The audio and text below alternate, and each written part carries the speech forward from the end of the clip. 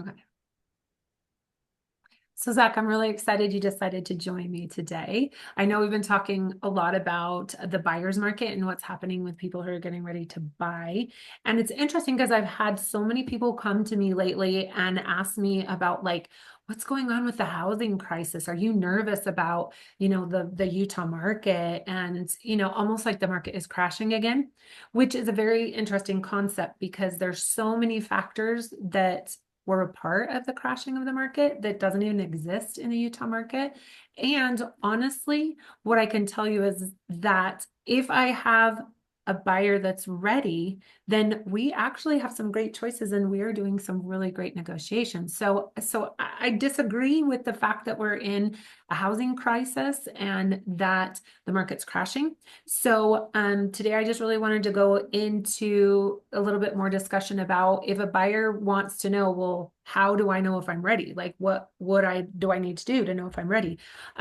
Before I turn it over to you, I just wanted to give an example. I have a young couple, and from the time they got married, like they gave up their honeymoon because they knew that they wanted to take that and put it towards buying a house. That was a goal that they had. And they've been really, really strict and they've saved a lot. Like I would say they're over the top, like excellent buyers. They went the extra mile and they contacted me because I had helped her cousin get a house and he was so excited. He told her about me and she said, I just want to make this connection. My husband got a new job and we're so excited. We're moving to a different city.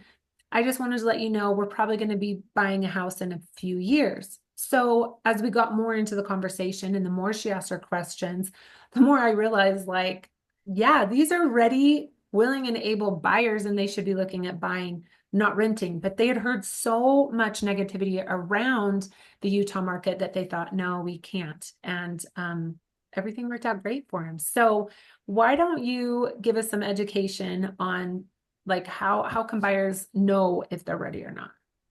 Yeah, so I think the first step as I look at it, I look at the employment. That's what the number one thing an underwriter looks at, right? They're like, okay, where's the money going to come back to pay back this loan? First thing they're looking at is employment. And so as we look at that, you want to have stable employment, right? We don't want to see that you've been with a company for 1 month and then you quit, and then you've been with another one for a couple weeks, and so there needs to be some length as far as that stability of income where, okay, we've been there for a little while, we know that we're not going to get laid off anytime soon, or there's no probationary period with this company. And so I think that's step number one, is find good employment where you can see yourself being there for a while and you're enjoying the job. Next thing we look at too is kind of seeing that your finances are in order. So typically when we look and go through a budget, if you're having excess after your monthly expenses, that's a really good sign. Whether it's a few $100 or $500 or $1,000, that's another sign that, okay, the more money we have at the end of the month, more likely the more ready we are for home ownership.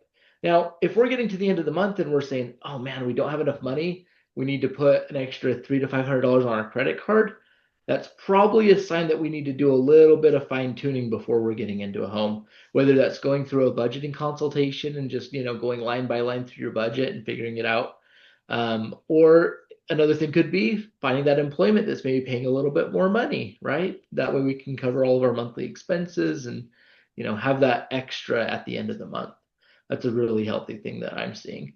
Another thing too is having an emergency fund. So I love it when clients can have like $3,000 to $5,000 just outside of everything. It's just kind of this emergency fund. So that way, if a water heater were to break or something like that happens, they're not turning to the credit card to go put that purchase on it. They're able just to tap the emergency fund, use that money, and then with the extra money they have after each month, they're just going to build back that emergency fund once again, and just always have that safety net in place. So those are two of the biggest ones that I see. And then the last one, you were gonna talk a little bit about this one, Janet, as far as, how long does somebody need to be in an area or a home to really make it worth it? Yeah, and it's funny because you and I were talking, and we have a common client that we helped purchase a home, but he's only been in the home less than 2 years, like a year and a half. He is just so excited. Like he's done everything right and he's looking towards his future and his retirement. And part of that is he wants to hold real estate. So he's like, okay, I've been here for a while. Like I want to rent this one and then I want to buy another one. Well, he needs just a little bit more time. I think that 3 years is a good number to put out there because that gets you enough of paying down your mortgage that you're going to have some equity in there aside from what the market's doing. The last couple of years have been pretty stable, like not a ton of equity gain, but the next few should have a little bit more. And that's really helpful because that way, whether you're going to sell it and buy a new one or whether you're going to keep it and rent it and get a new one, you have enough breathing room in your finances to make that change because you've got it both in your ability to pay it down and then also as time goes by you're going to have a little bit more equity. So I think that is a good time frame, a minimum of 3 years if you're going to buy. I also had someone who they're thinking of moving out of state and they were ready to buy and they wanted to buy, but then they were like, well, what do you think? Because we want to buy, but we're 90% decided this opportunity's in the works, and we're 90% decided that we're going to take it and we're going to move out of state. And when I was talking to them about their time frame, they said, oh, it'll be a year and a half to 2 years. In that circumstance, I actually advised them to hold off until they were sure that they were going to stay, or if that was their time frame.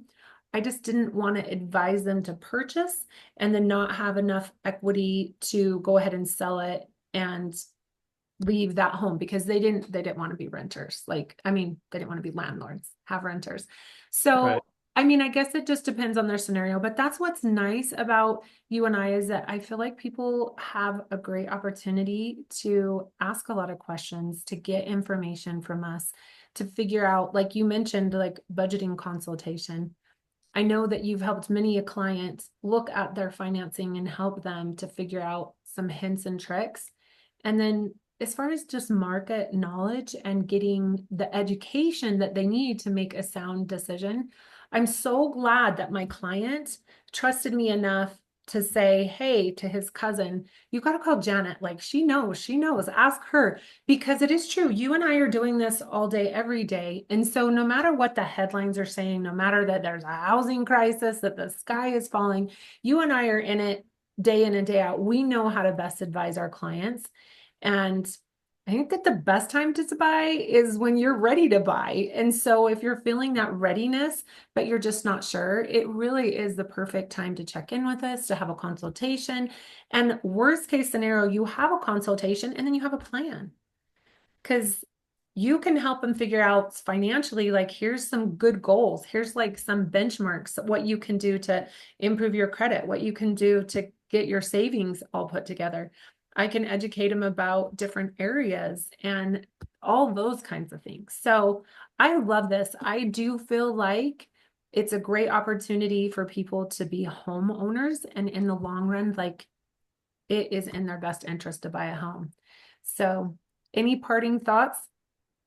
Yeah, I think the biggest takeaway for me is have us be a part of the brainstorm, right? If a client can come to you or me or both of us, even better, 6 months to a year before they're going to do it, have us be a part of that brainstorm because if we're doing that, we're going to have a lot of ideas, a lot of just, synergy that we can have around that conversation and just really come up with the best options. So Yeah, and thus far, the only complaints that I've gotten from clients is, why didn't I just do this 5 years ago? Like it's never been like, why did I do this 5 years ago? So I think the best time was 5 years ago to buy a house. The next best time is now. And then again, depending on your situation, you and I are never going to advise someone to buy a house if we know that there's a deal breaker, like they're taking a job and they're going to be leaving in less than 2 years. Then we'll definitely help them make the right decision in that scenario. But I appreciate your input today. Thank you so much for having a conversation with me about buying a home. perfect. Thanks, Janet. Thanks.